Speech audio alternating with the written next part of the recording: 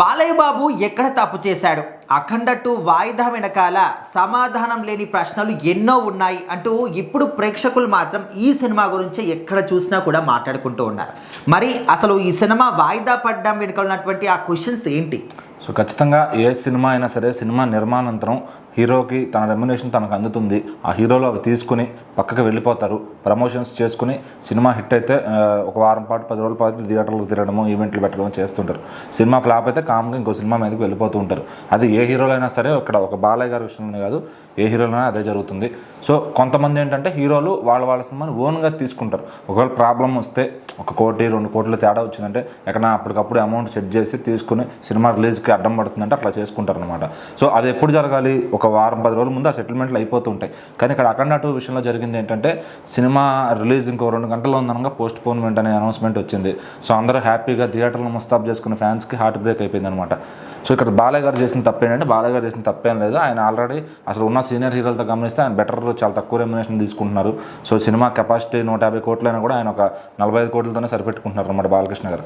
కానీ ఇక్కడ ఏంటంటే, ఆయన ఈ సినిమా రిలీజ్ కోసం ఆయన రెమ్యునేషన్ తర్వాత తీసుకోవడానికి ఆయన రెడీగానే ఉన్నారు. సో ముందు సినిమా విడుదల అవ్వాలి, ఏం ప్రాబ్లం ఉంది ఏంటి, నిర్మాతలకి ఫైనాన్షియల్గా దాదాపు 80 కోట్ల నుంచి 100 కోట్ల పైన అప్పులు ఉన్నాయన్నది తెలుస్తుంది. సో వాళ్ళందరూ ఇప్పుడు పీకల మీద కూర్చుని, సో వాళ్ళందరూ ఇదంతా చేసి బాలయ్య గారిని సినిమాని ఇబ్బంది పెడుతున్నారు తప్ప, మరి బాలయ్య గారు చేసిన తప్పేంటే ఆయన చేసిన తప్పేం లేదు. అభిమానులందరూ అంటే అభిమానులు ఒకే నిర్మాతలు తిడతారు, కానీ అవతల వాళ్ళకి మాత్రం బాలయ్య గారు చులకన అయిపోతారు.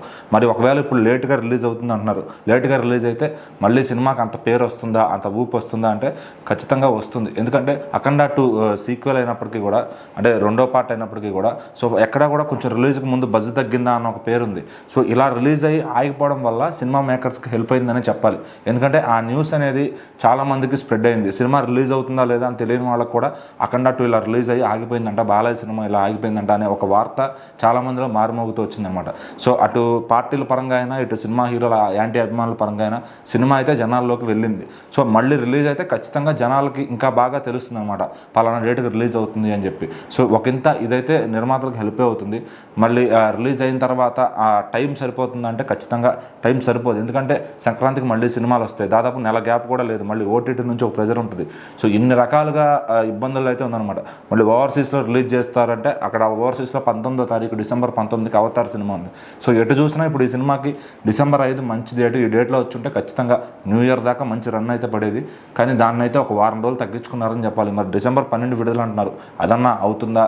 ఆ ప్రొడ్యూసర్స్ ప్రాబ్లం నుంచి బయటపడతారా?